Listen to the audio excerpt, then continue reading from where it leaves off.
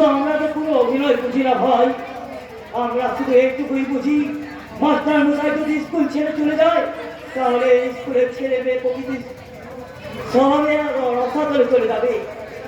এলাকার ছেলে মেয়ে প্রকৃতি শিক্ষিত হবে, অধপতনের পথে পা বাড়াবে। তাই আবার বলছি মাস্টার মশাই, আমাদের অনুরোধটুকু রাখুন। আমি তোমাকে কেমন করে বোঝাবো সনাতন?